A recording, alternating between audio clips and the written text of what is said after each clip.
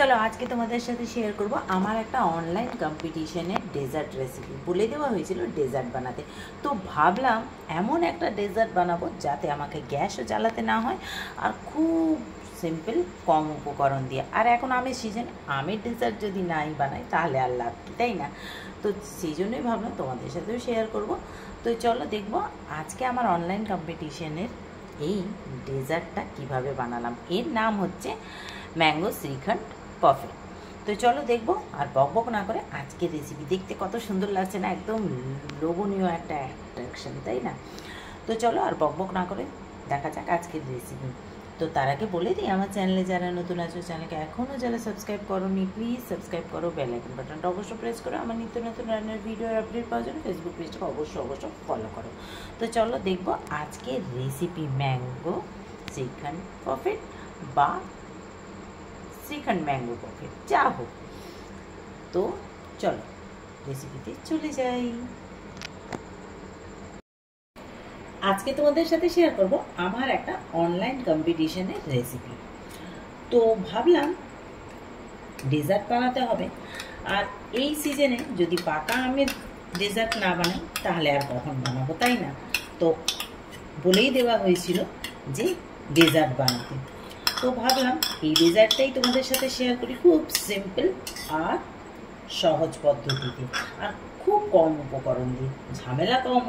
তো চলো, এখানে নিয়েছি জল ঝরানো টক দই, ঠিক আছে, হাঙ্গার, তাতে মিশিয়ে দেবো এলাচ গুঁড়ো আর হচ্ছে চিনি গুঁড়ো দিয়ে এটাকে ভালো করে ফেটে নেব ফার্স্টে। তো এটা আমার কাছে মনে হলো খুবই সহজ একটা রেসিপি। এটা হচ্ছে ম্যাঙ্গো শ্রীখণ্ড পারফেক্ট। তো যাই হোক, এটা একটা ম্যাঙ্গো শ্রীখণ্ড পারফেক্টটা একটা লেয়ার ওয়াইজ, এটা লেয়ার দিয়েই করতে হয়। তো চলো এটাকে ভালো করে আমি ফেটে নিলাম খুব সুন্দরভাবে একদম। আর জল ঝরানো টক দইটা, জলটা কিন্তু খুব ভালোভাবে ঝরতে হবে, বেরোতে হবে, নাহলে কিন্তু এই রেসিপিটা ভালো হবে না। আর এতে কি বলতো, ঝামেলা কম, গ্যাস জ্বালাতেও তো হবে না। সব থেকে বড় কথা হচ্ছে গ্যাস জ্বালানো ছাড়া এরকম রেসিপি বানাবো ঠিক করেছিলাম, যাতে গ্যাসও জ্বালাতে না হয় আর রেসিপিটাও খুব ভালোভাবে হয়ে যায়। তো এই দেখো এটা আমার রেডি হয়ে গেল। আর এখানে আমি স্যাফরন রেখেছিলাম দুধে ভিজিয়ে, তো স্যাফরনটাকে দিয়ে দিচ্ছি। কালারটা সুন্দর একটা আসবে গরম দুধে অল্প একটু স্যাফরন দিয়ে মিক্স করে। তো দেখছো কালারটা কত সুন্দর এখনই লাগছে। তো যাই হোক, এই দেখো এটাকে খুব ভালো, আর চিনি কিন্তু গুঁড়ো চিনি দিতে হবে, খুব সহজ একটা রেসিপি। তো এই দেখো শ্রীখণ্ডটা রেডি হয়ে গেল। চলো এবারে লেয়ারটা করে নিই। লেয়ারটা করার জন্য এখানে আমি চকোস দিলাম, ঠিক আছে। এই দেখো চকোসটাকে একটু হাতে জাস্ট ভেঙে নিচ্ছি।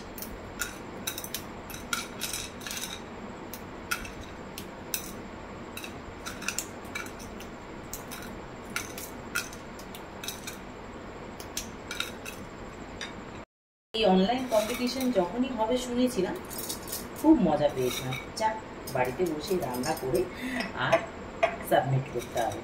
তো যাই হোক, আর আমার কাছে এটা খুব সহজ রেসিপি মনে হলো, তাই আমি এটাই বানাচ্ছি। তো দিয়ে দিলাম ফার্স্টে চকোস, আর তারপরে দিয়ে দেবো এই যে শ্রীখণ্ড যেটা বানিয়েছি সেটা দিয়ে দিচ্ছি। এইবারে দিয়ে দেবো কিছু আমের টুকরো, তারপরে আবারও দিয়ে দিচ্ছি চকোস, আবার দিয়ে দিচ্ছি শ্রীখণ্ড। তো এই দেখো লেয়ার মোটামুটি কমপ্লিট। উপর থেকে একটু পেস্তা দিয়ে দিলাম, তারপরে আর একটু গার্নিশিং করবো। এই দেখো রেডি হয়ে গেল আমাদের ম্যাঙ্গো শ্রীখণ্ড পারফেক্ট। তো কি খুব সহজ না রেসিপিটা? তো তোমরাও ঝটপট বানিয়ে ফেলো। আমি তো আমার অনলাইন কম্পিটিশনের জন্য বানালাম। আচ্ছা, আবার কালকে এক জায়গায় অডিশনও দিতে যাব। তো যাই হোক, তোমাদের কেমন লাগলো অবশ্যই কমেন্ট করে জানাবে। ভালো লাগলে লাইক শেয়ার করো, খুব পেজটাকে ফলো করো, ইউটিউবটাকে সাবস্ক্রাইব করো। তো চলো আজকের জন্য এই পর্যন্ত।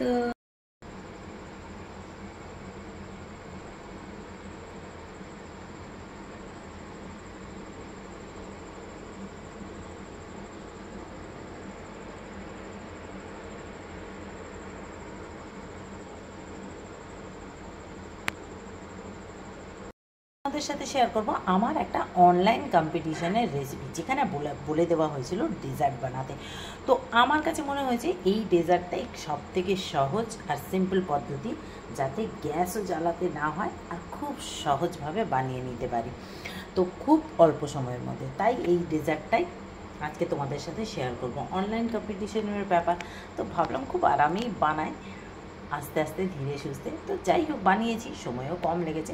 তো চলো তোমাদের সাথে আজকে এটাই শেয়ার করব। কিন্তু তার আগে বলে দিই, আমার চ্যানেলে যারা নতুন আছো, চ্যানেলকে এখনও যারা সাবস্ক্রাইব করনি, প্লিজ সাবস্ক্রাইব করো, বেল আইকন বাটনটা অবশ্যই প্রেস করো। আমার নিত্য নতুন রান্নার ভিডিওর আপডেট পাওয়ার জন্য ফেসবুক পেজটাকে অবশ্যই ফলো করো। তো এটা হচ্ছে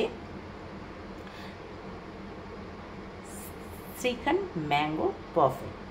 তো চলো দেখবো আজকে শ্রীখণ্ড ম্যাঙ্গো পাফেটা কীভাবে আমি বানালাম, খুব সহজ পদ্ধতিতে। তো আর বকবক না করে চলো চলে যাই আজকে মূল রেসিপিতে। লুকটাকে আর একটু বেটার করার জন্য এখানে একটা দিয়ে দিলাম রোজ প্যাকেট।